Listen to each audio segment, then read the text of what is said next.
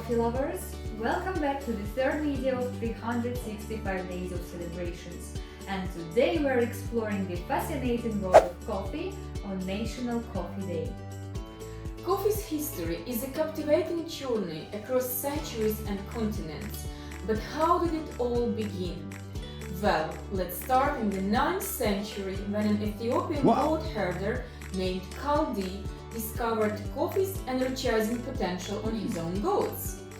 Fast forward to the 17th century and Europe finally got a taste of the brew. The first European coffee house opened in Venice in 1645, and the love for coffee just kept brewing. And later, from small-scale farms to vast plantations, coffee production soared. Speaking about global impact, the 19th and 20th centuries brought us coffee brands and innovations such as instant coffee. And today, coffee is a phenomenon offering diverse method preparations and shaping daily life worldwide. Now let's talk numbers. The top 3 coffee producers in the world are giants like Nestle, JDE Peet's and Keurig Dr Pepper. Their numbers are as impressive as the aroma of a fresh brew. Yeah, and Nestle is one of the largest food and beverages companies globally in the world and has a significant presence in the coffee industry. Coffee products such as Nescafe, Starbucks, Nespresso and Mio plant-based beverages in average achieve $25 billion. JDE Peet's, also known as Jacob Douwe Egberts, is a Dutch-based company and one of the leading players in the global coffee market. And it's one of my favorite instant coffees too. JDE Peet's gets approximately very close to $1 billion in annual sales. Impressive. And finally, Keurig Dr Pepper from the USA. It is a prominent beverage company also known for its Keurig coffee brewing systems and products such as Green Mountain coffee roasters. And their annual net sales reach an approximate of $2 billion a year. Also not bad, but please just pay attention how these two companies are far from Nestle's revenue, right? Yeah, just must get the story doesn't end there. Have you ever wondered which countries consume the most coffee per capita? Our next segment spills the beans on the top 3 coffee-loving nations. The countries that came to my mind first were France, Italy and Spain. Well, you're going to be surprised because the number 1 is Finland.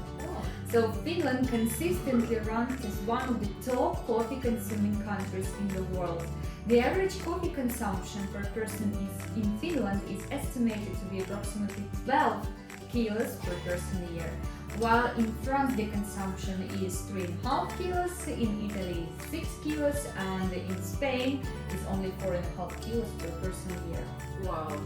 So, Norway is another nation known for its high coffee consumption. The average coffee consumption per person there is estimated to be around 10 kilograms per year. Not bad. And finally, Iceland. It also has a notable coffee culture with an estimated coffee consumption of approximately 9 kilograms per person a year. Interesting, all these countries are like in the north, very close to the North Pole, like the Nordic countries with the cold winters. Maybe that's the reason of so high coffee consumption, right? So. And when it comes to coffee types, it's a 2-horse race. But which bean reigns supreme? Let's explore the flavors that fuel our mornings. And the number 1 is Arabica coffee. Its beans are known for their smooth, mild flavor and aromatic qualities. They are often considered the highest quality coffee beans and are grown at the higher elevations in the regions such as Latin America, Africa and Asia. These beans are also popular in the specialty shops and are often used for espresso and brewed coffee. Robusta coffee. Its beans known for their stronger, more bitter flavor and higher caffeine content compared to Arabica beans. They are commonly used in espresso and instant coffees. Robusta coffee grown in regions like Africa, Southeast Asia and South America. So finally, let's turn to some captivating facts about coffee. Did you know that coffee's influence goes beyond our planet? Yes, since this year, the astronauts on the International Space Station have enjoyed specially designed coffee cups that use capillarity flow to prevent liquid from floating away in the microgravity.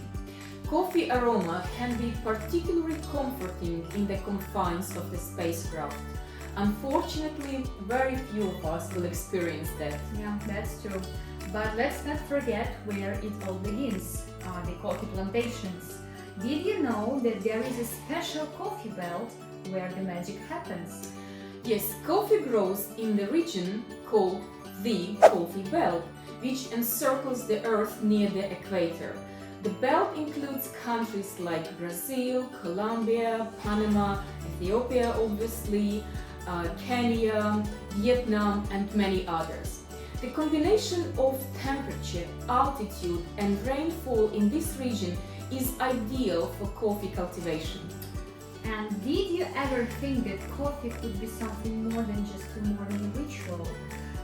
It's one of the world's most traded commodities, second only to oil. It has a significant global impact on economies, with millions of people involved in coffee production, processing and trade. During the Independence War, coffee gained popularity in the United States as a patriotic alternative to tea, which was heavily taxed by the British. The Boston Tea Party in 1773, where tea was famously dumped into the Boston Harbor, is sometimes credited with helping to boost coffee consumption in America. Interesting.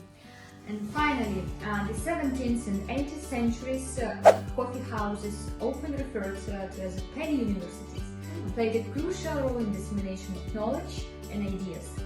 Intellectuals, writers, philosophers gathered in these coffee houses to engage in stimulating discussions and exchange ideas. But please don't mix these coffee houses with coffee houses from Amsterdam.